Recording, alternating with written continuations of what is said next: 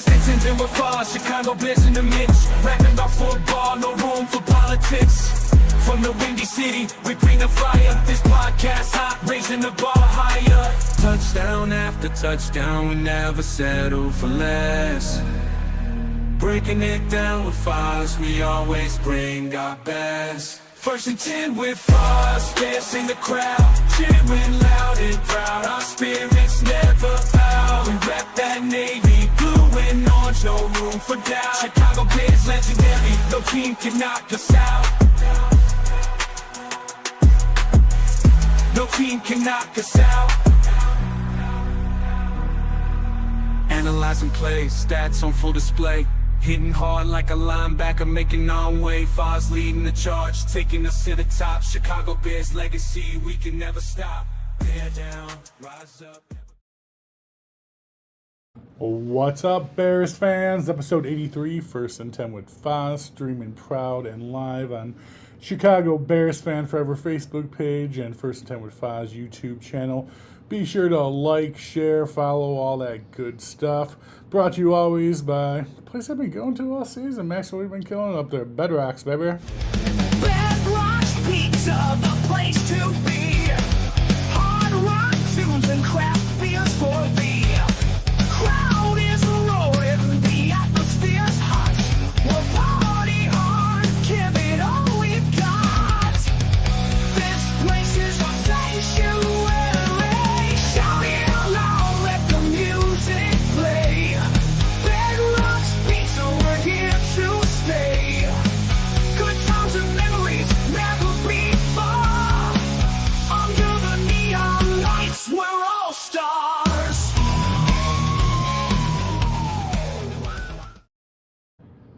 I just feel like a lifetime of information has happened since last week. Yeah. We got some stuff to talk about tonight, people, and yeah, usually these are like a funeral procession. These last couple shows for the season. This is it, guys.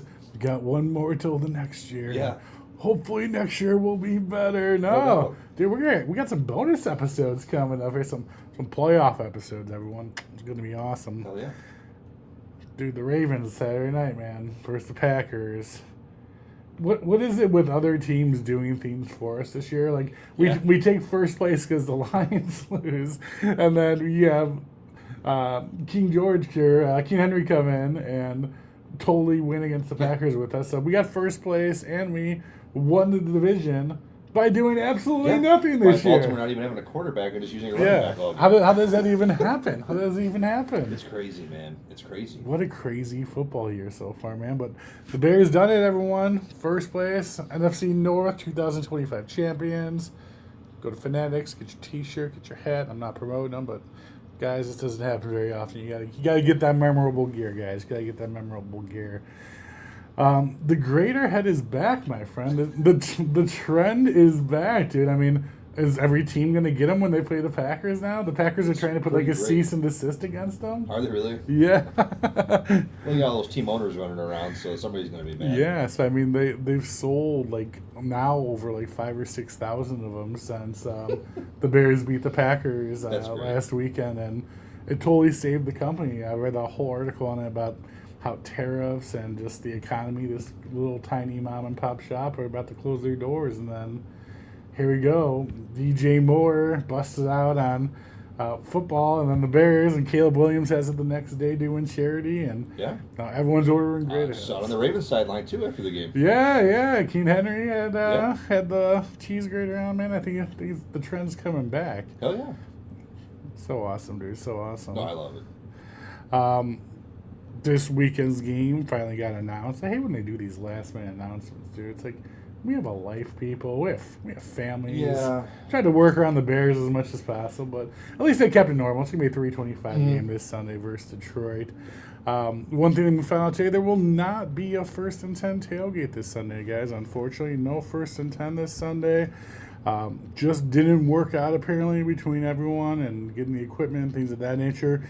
But we will have tailgates during the playoffs. That has been promised. So stay tuned for that, guys, as I'll be announcing information about that. Dude, that Bears 49ers game, dude. Game. It reminded me of like that AFC Championship shootout game between KC and Buffalo, where there was absolutely no defense whatsoever. Yeah, no. No kicking, no nothing. Absolutely complete nothing. Just back and forth, complete absolute chaos, man. Yeah, it wasn't a great showing for that side of the ball, but goddamn, was it a good showing for the offensive side of the ball. Boy, Caleb was just in the zone almost the whole game. His progression every week, you just see it. He was so smooth on some of those downfield passes, man. It was just incredible to watch. Yeah, dude. I mean, and we'll talk about like how smooth he was on some of those impossible plays, Yeah. but some of those dumb rookie plays, man. He's the reason. He was big, one of the biggest reasons you were in the game, even. No doubt. Yeah, I know. I heard Collinsworth, and he's right technically, but I mean, every quarterback misses. I mean, did you see Josh Allen miss a game-winning fucking throw? I know. It happens. These guys aren't perfect. They're not robots. What so are it's you going to gonna happen. do? And he wants to know how the wifey's doing, Maxwell. We're checking in. Oh, she's Leaving fine. up Yeah, things. no, she's fine. Just some reaction to some medicine, so she's all good. Thank you. Awesome, man. Awesome. But yeah, dude, I mean, we go into this game. We got no Dunze, no Zacchaeus. Darnell Wright didn't play. DJ Moore was a surprise start. He was sick, and he wasn't supposed to play at all. But ended up playing kind of more in a decoy. And then the only main key, I guess, missing from San Fran was George Kittle. But yeah, I'm not even going to get into the play-by-play because it's not even worth talking about the back and forth, but I'll just throw it up for you guys right now. This is absolutely ridiculous. And the first time in the NFL ever in history, all these tied scores in a regular season game. It's never happened before, man. Never happened. That's crazy in and of itself. Yeah, 7, 14, 21, 28, and 35. There's never been that score tied in every single quarter of every single game ever. That's absolutely crazy. But isn't it so nice to have an offense that can do that and keep up? Granted, I get the defensive side. Yeah, dude. It's these like games happen, so you're gonna have. It's nice to have. No, you got both. every week we're just talking about, the offense. The defense is fine. Defense is fine, but the offense, we're concerned about that. And then you have a week like this week where it's like, fuck, man, now I'm kind of worried about the defense. The offense is looking okay right now. So now you just kind of flip the concern of, like, where you're worried about. No doubt. Like, how many times over the years, though, if we, like, when the Bears game wasn't on, we were watching Josh Allen or Mahomes, Joe Burrow, it's like, wouldn't it be nice to have one of these 45 to 42 games and, like, feel confident about that it's not a fluke? Like, exactly. The other team scores. You're like, don't worry, we're gonna come back and score in this drive, too. It's like, we've never had that, and we definitely had that on Sunday. It was a nice little change. I didn't expect either team to keep the pace that they were keeping. Like you figured something was going to break here or there. There was going to be a fumble or a turnover or a fourth and out because they were in one punt in the entire game. So that's the first time they punt like 4 games or something. Ridiculous. Yeah. Man. But Caleb kept pace, and probably Purdy had a hell of a game too. You can't knock that dude. You got two coaches that understand how to utilize their quarterbacks and really do it well. And we started out so hopeful, too, with that pick 6 touchdown.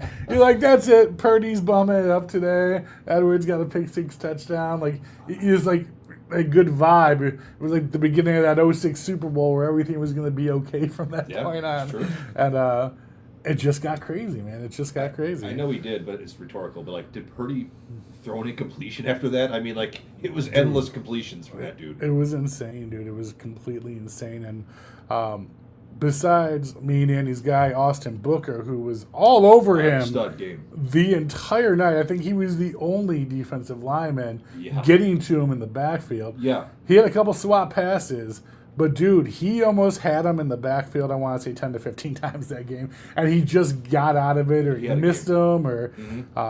But, dude, Austin Booker was all over his ass the entire game, dude. I was so proud of that kid. He's about the only defensive player that can hold his head high after the game. Yeah, dude. I mean, Montez Sweat, you really need to get it together. And the whole pass rush. That's the biggest concern to me. Yeah, big boy Billings trucking around out there, dude. Like, it's just, our front four needs stepping up a lot more. That and some of the lack of tackling in the secondary for some of those was pretty shocking. Yeah. I mean, you had these issues on top of, like, dude, hats off to Kyle Shanahan, dude. Like, the play calling is just, his play calling is absolutely uncanny, dude. He's probably the best at it in the NFL. Yeah, no doubt, dude. I can't say a single bad thing about it, dude.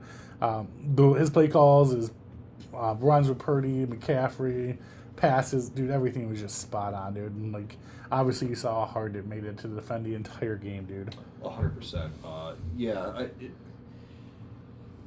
He's what we hope Ben Johnson. We're pretty sure Ben Johnson is going to be. Yeah. He's just a stud. I mean, that's just it. He tore apart your defense. He picked you apart. Running zone against a Kyle Shanahan offense is never usually going to end well unless you have superstars at every position, and most teams don't. So, but again, dude, like, okay, so obviously we're Bears fans. We're talking Bears, and that's what we care about. And how we walked away worried after that game. You don't think San Fran walked away after that game equally? Their defense was just as shitty, man. Yeah, they weren't exactly putting on a clinic. I think both. I mean, obviously they got the W. End of the day, it doesn't matter. I mean, they're both going to the playoffs, but I think both of them at the end of the day need to walk away and be like, "Whoa, we got some stuff to work on before we get to the playoffs." Their pass rushes is anemic or worse than ours. Caleb picked apart their blitz quite well in the game. Probably the best I've seen him play against the blitz all year. Yeah, dude. Yeah, I'm very proud of Caleb Williams, dude. What a stud! Iceman, dude. Iceman. No doubt. He just has that clutch gene, and you can't teach that. You just either have that or you don't, and he does. And yeah, we all see. Sometimes he misses the easy passes, but every quarterback's flawed. I got news for you. Yeah. Even Mahomes, even Tom Brady, even Aaron Rodgers, they're flawed. He does the incredible and makes it look easy. Some of that back foot throw early in the game for the touchdown to Burden. Yeah, it looked like he just flicked his wrist. That thing went 60 yards. Dude, I mean, it's insane, man. It's insane. I mean, between him developing Luther Burden's a hell of a game. Yards after catch, dude, his yards after catch, like, he catches the ball, you're excited. This dude gets 5 to 10 extra yards every time, dude. The moves he makes and what he does out there is absolutely amazing. The one he faked, he juked the guy right out of his jockstrap. That dude had to be just taken off the field because he was hurt because of his pride. I mean, that was unbelievable. 100%, dude. Loveland's turned into old Mr. Reliable, dude. That third down call, that big play call, dude. Now you got that go-to tight end, dude. Not only we have those go-to receivers with Adunzi and DJ Moore, now you got a tight end to throw in the mix. So when you're calling that big play and all three of them are on the field healthy, dude, watch out because who you covering? Yeah, it was a nice game for Ryan Poles too. I mean, these were all his picks: Booker, Burden, and Loveland that we're all talking about here. And think about just how much Burden. Well, let's not say he's not due for some of these picks to come. Definitely. But I mean, really, if you think about Bird and Loveland have only kind of played a half a season because Bird was inactive a couple games, Loveland was hurt a couple games. We didn't really use him much the first 7-8 games. No. Boy, it really gives you a lot of just goodwill towards the future with those two players specifically. Running with Caleb and Ben Johnson for the next couple of years. It's something really cooking there. And then you got the master Joe Tooney, who I think just brings the winningness with him. 9 out of his 10 seasons, he's been part of the division championship team. It's a big deal. Like, how could you even expect that coming to Chicago? So 8 out of 10 seasons coming to Chicago. You've been a champion on a champion team for a division championship. Then you come to Chicago in your first year there. The Bears win the division. It's not easy for us to say how much of it. It's easy for us to kind of laugh at like a locker room guy or that impact, but for those guys, it's very important. I mean, you have a leader like that's in the locker room that can show you this is what we need to do to make it this far. This is what happens. This is what we have to sacrifice. It's easy for us to laugh at it or say, "Oh yeah, all right, whatever." But it does make a big deal when you bring a guy like that into your locker room. You got the kids in the locker room, and then you got the old man who's been to the show. Yeah, this is how we do it. Let me tell you how we do in the show. Absolutely. Yeah, absolutely. And those kids take that seriously. And it carries weight. It isn't like just some vacant voice. No, 100%, dude. I mean, super champion. We haven't even talked about our running backs just here at all, dude. Swift hit his 1,000 yards finally. We have a 1,000-yard running back. And then, dude, Mnangwe has definitely established himself. He's our new angry runner, dude. 100%. That kid is an angry runner. Yeah. We haven't had one since Peyton, dude, and that dude is tearing people up. He's slamming into people, dude. It's absolutely awesome to watch. Every week with the running game, I just think back to the first couple weeks of the season and just how distraught we were about how do they not get a running back. Week 3, we're like, we need to trade for a running back, or we need to pick one up off the free agency right now. And every week I just think, I'm so glad I was wrong about Mnangwe. Yeah. And I'm glad DeAndre Swift became what he became this year. Oh, dude, going into like week 4, I think we only had like 100 or 150 yards. DJ Moore was our best running back. In 4 games. I remember having these conversations. We did not have a running back. We were talking about trading for a fucking running back. I literally remember this. I'm so glad we were completely wrong. I don't know what happened. I'm not going to question what happened. Ben Johnson's what happened. Something they happened. Figured it out. Yeah, so awesome. The 49ers game, dude, especially the first half, was worrying about that time of possession, man. Like, I couldn't believe how long our defense was on the field. I mean, I think that played a big part, especially in the second half with the back and forth. I mean, 49ers defense with the rest that they had the first half, there was no reason why, besides us being awesome, that we were scoring like we were scoring. Now, I can understand our team, the Bears defense, letting up big plays like they were because we lived on the field. We were out there the entire first half. It was like 42 minutes, like 5 by almost the end of the second quarter. Yeah, I hear you, and I agree with you. I mean, there's no excuse, though, for some of the tackling. I don't care how tired you are. But, yeah, no, you're right. I mean, they definitely got wore down, but it was just kind of like we weren't doing anything wrong because it was just the pace of the game and how Caleb was rolling. Yeah. So, like, you can't be mad he got touchdowns quick. You know what I mean? Like, and then we came out nice in the beginning of the second half there, had that really long drive to kind of give our defense the break to start the second half. So it's just kind of the pace of the game. It's just one of those ones where it's like, yeah, that's not good, but like, what's the alternative? They don't score. You know what I mean? Yeah. So the 2 3-and-outs early were more concerning with the Bears' offense on that front. But they seem to settle. They always just seem to settle in. It'd be nice if they had maybe a nice touchdown drive early occasionally. Yeah. Make us feel a little bit better once in a while, wouldn't it? A little bit more safe. That's for sure. Yeah. I think I'm really enjoying watching these non-kicking games, dude. I'm with you there. The no punting, the no field goals, dude. Going for it on 4th and 5 or whatnot. God, I mean, if you want to talk about changing rules or making adjustments in the NFL, they should be like, you can only punt on 4th down, like if it's over 10 yards away or something like. So I mean, seriously, it makes it way more entertaining to watch the game. Sure, man. It does until it happens to your team and you punt at the 10-yard line. So it's 4th and 3, and you're on the 5. Go for 4th and 1 around 5-yard line. Exactly. No, I'm with you though. Listen, the less we put it in a field goal kicker's hands, I'm always feeling better about it. That's no disrespect to Santos or any field goal kicker. I don't want it to come down to some guy kicking a ball. I want our guy to score a touchdown and let's call the game, or go for a 2-point conversion and we lose on that. That's fine with me. Dude, I think I texted you too, and I got a couple texts too. The last drive of the game, it was like the Iceman's coming, baby. Like the confidence. I love all of our fans right now. I love that we have this. Like Caleb Williams coming in, the end of the game, 2 minutes left, 1 timeout.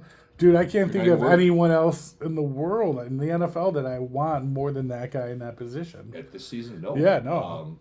It's a nice, refreshing feeling for a change to just. I wasn't even worried. Like, what's the worst that's going to happen? We're going to lose. You're just calm. Like when he comes in, it's just like let's not leave too much time on the clock. We lost, but dude, we didn't fail. He got us there, dude. We were in the promised land. We had an opportunity to win the game, man. I mean, if anything failed there, it could have been Ben Johnson's time clock management a little bit. The timeout call. Yeah. If anything, I get why he's done. I get why he does it. He wants us to have the ball last, and that's it, or leave like 10 seconds. So I understand where he's coming from. It just kind of bit him in the ass a little bit on that one. But those things happen. Again, he's a first-time head coach, too. So we got to remember that as well. And who did he learn from? Old Gambling Dan. Absolutely. You know, he got the Gambling Dan habits where either you live by the sword and die by the sword. And we've died by the sword a little bit more often than I'd like to. But, dude, you got to appreciate the balls in the wheelbarrow, though, too, man. I mean, no doubt. He's going to go out there. He's going to push it to the limit, dude. And he pushes us to the limit as fans, about to have a fucking heart attack every game. But, I mean, it's just so enjoyable. I mean, even like the play right before the hook and ladder play, that probably works against 22 other teams in the NFL. It just so happens that the 49ers play their defense a certain way where it just kind of leaves that corner there ready for that, which is kind of insane. But that probably works 9 times out of 10. Do that lateral play, I thought. That's what I'm talking about, the hook and ladder. What a time to call that. Man, balls, dude. And balls. The 49ers defense was just perfect for it. That's all you can say. Major commends to them for stopping that, dude. Because I think 9 times out of 10 against any other team, that was a touchdown. Absolutely. That was a touchdown. But again, it didn't work out, man. I mean, the time management was a little bit off. The last throw was a little bit low and short in front of him. Yeah. Could have been a touchdown, but I mean, at the end of the day, what are we gonna do, guys? Look at where we're at right now. I mean, we're not entitled to get every game. We don't entitled to get every break. We've already won the division. Yeah. We're in first place. We're going to the playoffs. Games. Yeah. We're getting on. I mean, God, how blessed we are already. I couldn't even begin to try to be mad about that San Francisco game. No. If anything, dude, that game really made me happy, and I think Caleb said it best in his conference is. We can keep up with anyone out there. Absolutely. And they showed that, dude. You have San Fran, who's just been on fucking fire the last month, dude. Yeah. And they went into their home, dude, and they came in there and they fucking destroyed their defense and kept their fans and that team on their shows the entire game. Absolutely. And this was the 5-win Chicago Bears last year, dude. Absolutely. So just every week you see Caleb growing and growing, getting more and more confident, and it's just so. It would be really fun to go back and watch the first game of the year to this past game. Just watch Caleb. Don't watch anything else. Just watch Caleb and how much he has grown as a player in just one season. If it was a blind game and you did that till now, nobody in a million years would guess that this was in the same season.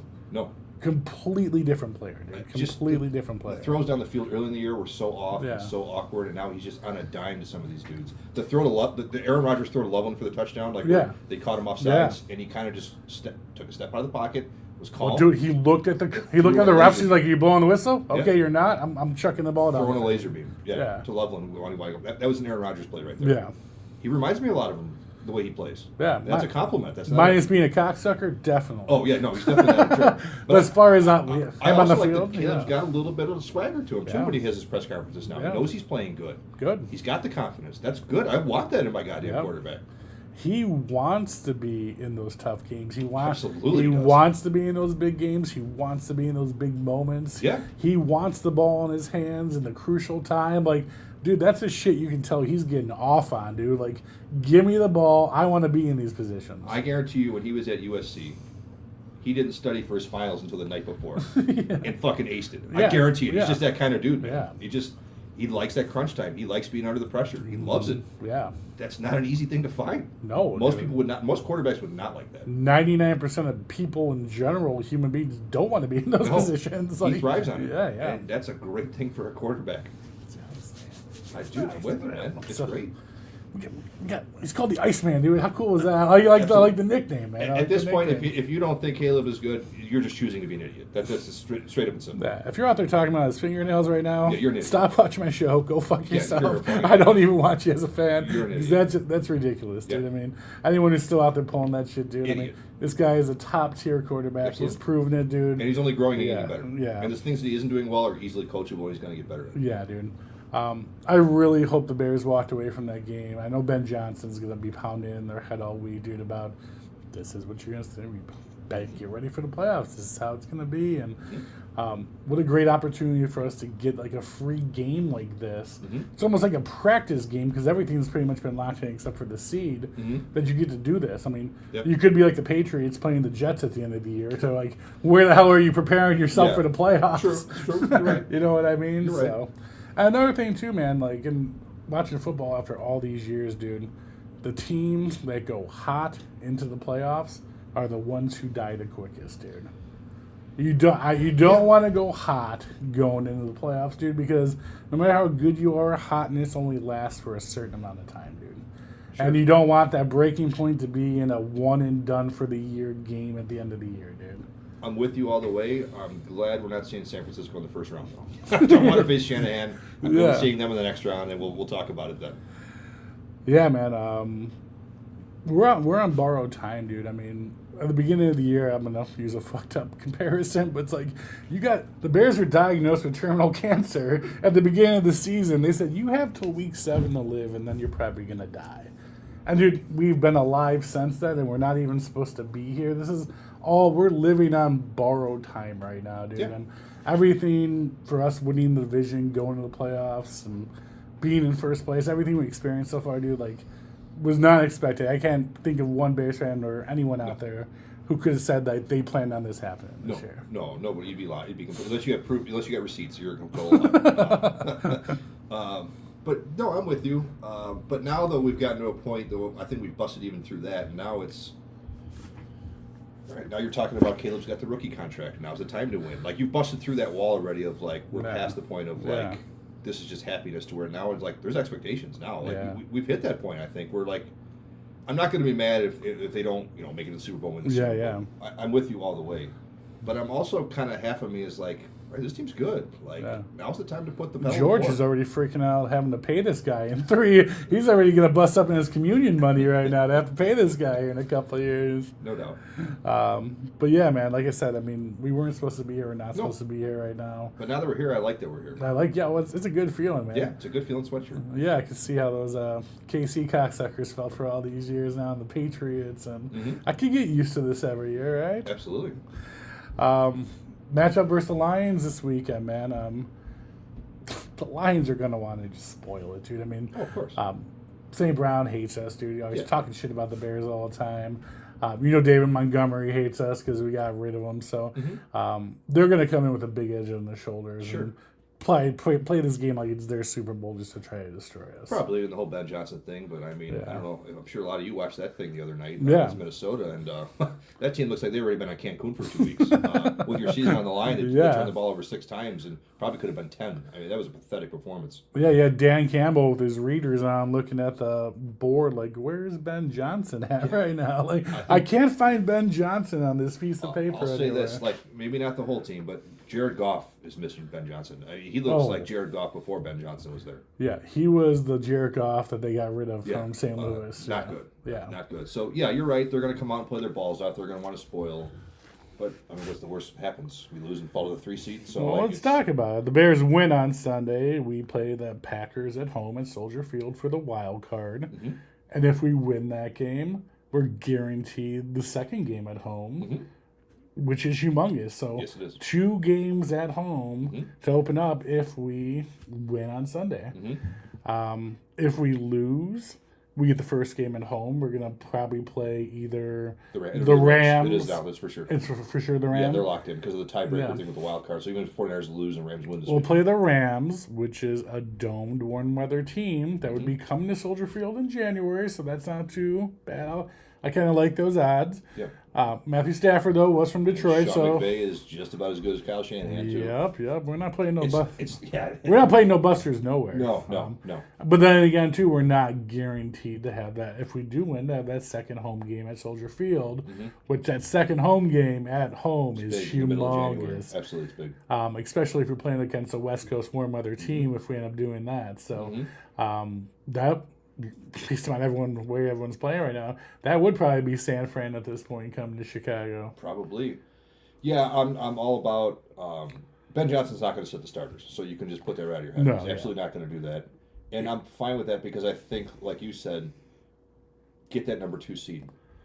All it takes is the number 1 seed to get upset in the second round, and all of a sudden you got home field advantage all the way through. If you win, of course. But we cannot lose against the Packers in the playoffs. No. I will be okay losing against any of the other 30 teams in the NFL the first round of playoffs, but it cannot be the Packers, dude. No, it can't. We have to win that game if it ends up that we're the second seed. We have to win that game, dude. The rivalry's so big. The shit-talking's so big. The back and forth. I mean, Bears fans screaming Green Bay sucks in the middle of July everywhere. I mean, it's a huge thing, dude. So, no doubt. And we would never hear the end of it from any Packer fan ever if they beat us the first round. They already have enough shit on us as it is. I don't want to hear this either. You know what I mean? So, no, I'm with you, but this is the era we're going to have to live in. Like, if we want to be a playoff team every year, guess what? We're going to play the Packers. We're going to play the Rams. We're going to play the 49ers. It's part of the territory. So I'm all about it. I want that 2 seed. I want to fucking play the Packers, and I want to beat them. I want to beat them. Beat the fuck out of them. And then after that, it's all gravy. But I want them. I want to beat them. I just don't want to lose. I mean, think about where we were 2 weeks ago. How hyped that game was. Now think about a playoff game against the Packers coming here. How hyped that fucking game's going to be. Oh my god, that's going to be one of the biggest games in Bears history. I mean, minus the Super Bowl. I mean, without a doubt. Yeah, no, you're 100% correct, man. Especially by that point.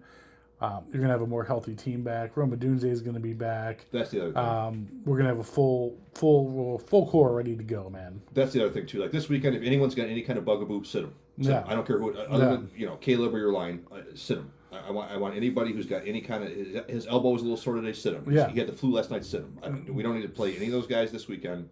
Now, if you're healthy, you should be playing this weekend. Sure. It's just, you should be. We should want it to get that number 2 seed. Yeah.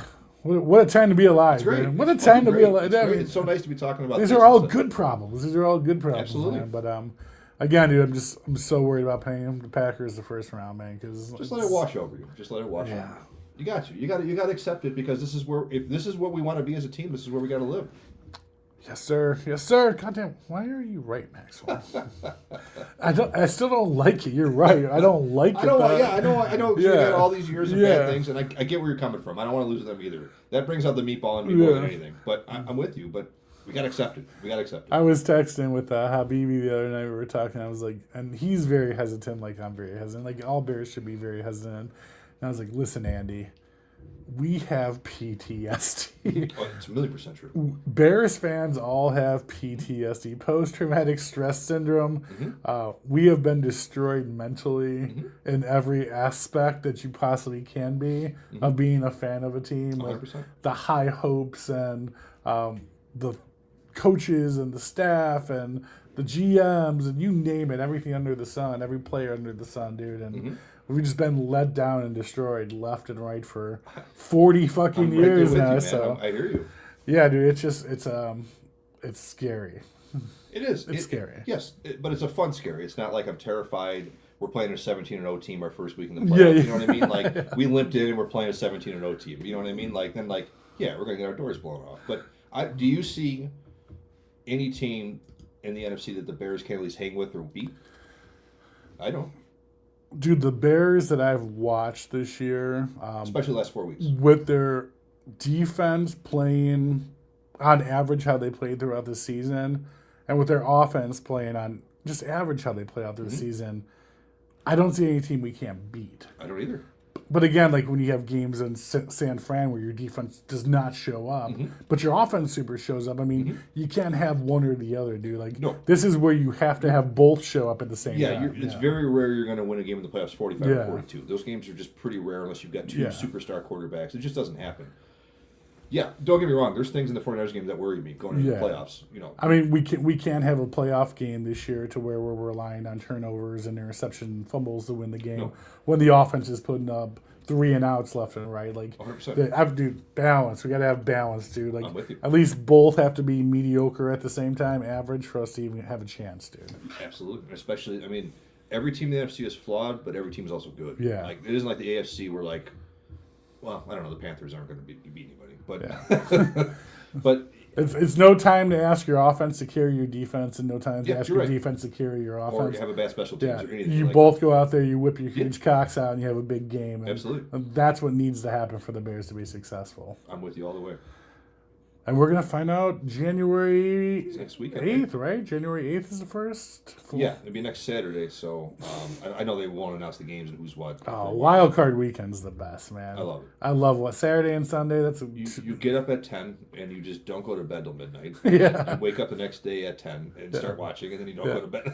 It's like every loss is like, you're done for the season. It's like, and it's huge. Absolutely. And every team's going out there playing their heart out, throwing out all the stops. There's no reserves. There's no nothing, dude. Like, it's crazy, and I absolutely love it. And I guarantee you, if it's Bears Packers, that's going to be Sunday night game. Oh my god, guarantee dude. it. Yeah, 100%. That ain't going to be no Saturday at noon game. No, the oldest rivalry. That's in for the NFL. Texans and the Panthers. Yeah, and yeah, shit like that. exactly. Can't wait, man. We got some fun times coming ahead of us, guys. So we got bonus episodes, man. Typically, this would be the end of the season game episode that we'd be talking about going into the Lions, and then we'd be taking our break to next year. But we're not going to be doing that, man. So we're going to have some playoff football. More stuff arises, and we got some more locked up lineups. So we'll be back next week talking about what the Bears need to prepare for, how this Lions game went, and what we need to do to continue on to the Lombardi. To the Lombardi, baby. Hell yeah, man. I like it. Race to the Lombardi.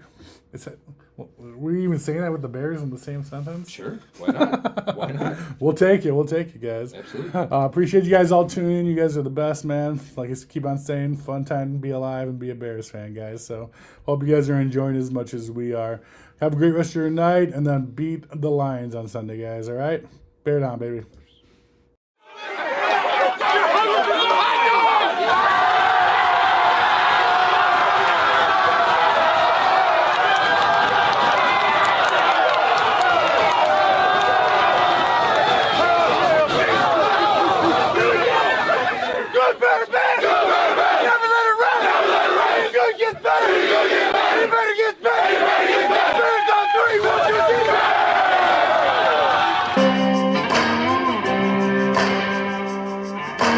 Out in the windy city, Well, the Bears are on the prowl.